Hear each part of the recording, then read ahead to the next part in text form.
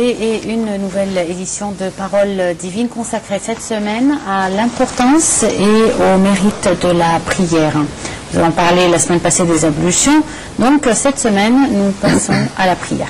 Pour parler de ça, nous avons le plaisir d'avoir avec nous Dr Magda Amer, prédicatrice en islam et naturopathe. Elle est également licenciée de Al-Azhar, section législation islamique. Nous sommes ravis de vous avoir avec nous. Alors, la prière. La prière est un acte que nous devons accomplir 5 fois par jour.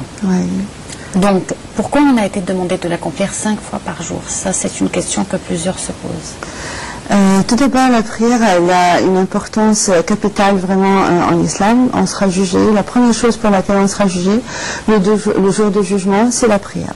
C'est un don d'Allah subhanahu wa ta'ala qui nous a été accordé lors de l'ascension nocturne, le voyage nocturne, et l'ascension céleste du prophète alayhi salam. Et ainsi, la prière, c'est tout un ensemble d'actes d'annulation, d'expression de louange, d'inclinaison, de prosternation. C'est vraiment très beau. Et puis, on en a besoin de la prière, subhanallah, parce que c'est une détente.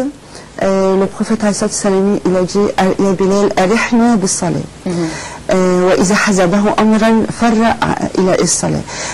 Ceci veut dire que dès qu'on a une détresse, on a un problème quelconque, on a besoin, vraiment, c'est un soulagement de nos détresses. Ainsi aussi, la prière, c'est une joie. Le prophète il dit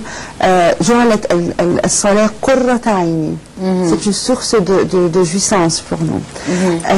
Aussi la prière, est-ce que c'est la rencontre du bon Dieu en quelque sorte? On sent la proximité. Le bon Dieu est au rendez-vous, donc c'est de ce sens-là qu'il faut l'apprendre. Absolument, parce que si on vit cette vie mondaine, on ne se sent pas équilibré. On a besoin de se charger de l'énergie spirituelle et de sensations de proximité pour Allah subhanahu wa ta'ala.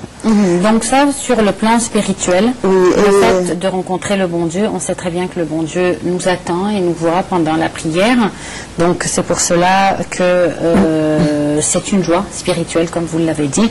Mais aussi, sur le plan physique, la prière est très importante et elle a énormément de bienfaits pour le corps, comme les ablutions, n'est-ce pas? Voilà, déjà les ablutions, c'est une préparation, on a cité tous les bienfaits sur le corps.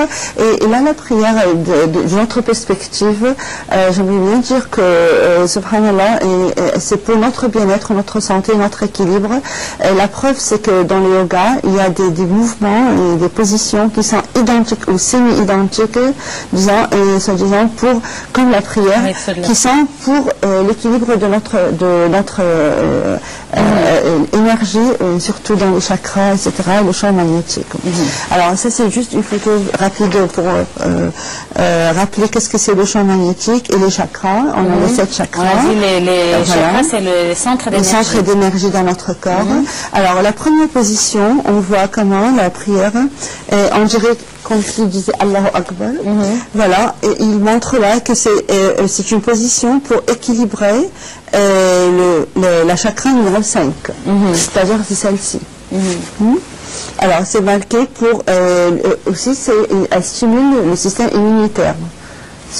Le fait de lever le bras. Juste le lever, la position, on dirait qu'il disait Allahu Akbar, au-delà de tout ce qui est manifesté.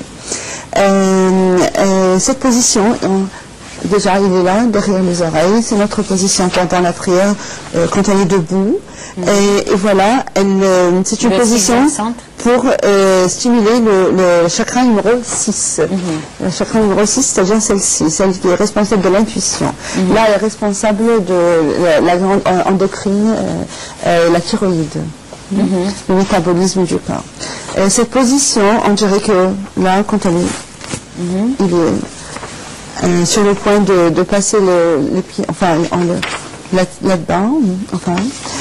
C'est une position pour la chakra numéro 3, pour stimuler le bon fonctionnement de chakra numéro 3, c'est-à-dire qui est responsable de l'appareil digestif du côlon, du pancréas. Donc là, on pose les mains ou sur l'estomac, ou sur l'estomac, voilà, ou bien sur la poitrine. Là, si c'est sur la poitrine, alors là c'est la chakra du cœur, qui est responsable de l'appareil respiratoire.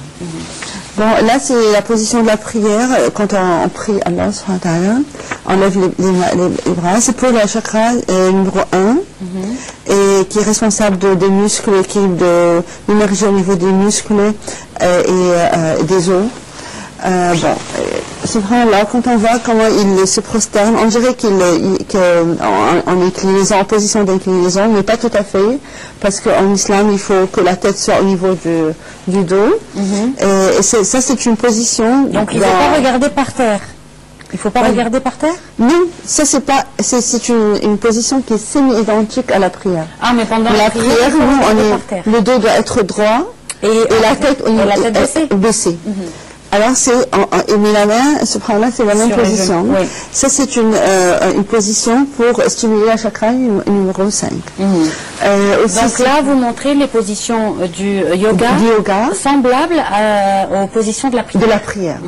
Et ils sont obligés de la faire pour équilibrer leur énergie, alors que nous, on l'a fait, subhanallah, pour prier. Oui. C'est extraordinaire.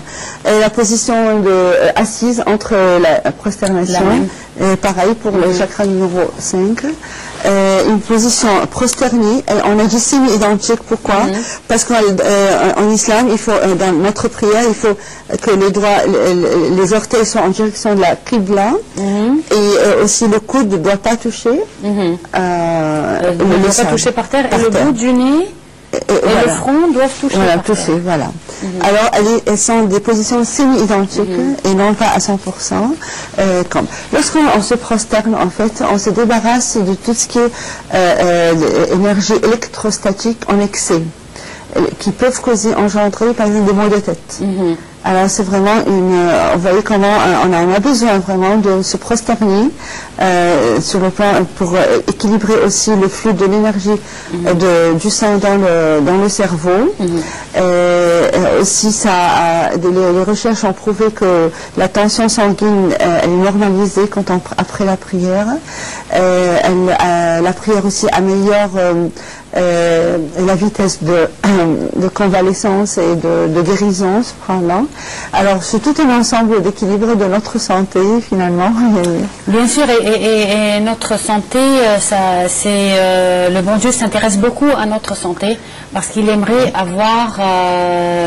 voir des musulmans forts, en bonne santé, pour qu'ils puissent justement vivre pleinement leur vie.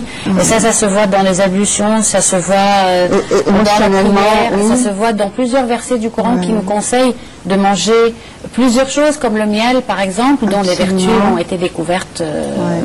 Et sur tous les plans spirituels, mental, émotionnel, physique. Le fait qu'on soit équilibré. Sur tous les plans, subhanallah. Je vous remercie beaucoup, docteur, de nous avoir honorés aujourd'hui. Je vous remercie de nous avoir suivis. On se retrouve la semaine prochaine à la même heure avec une nouvelle édition de Parole divine.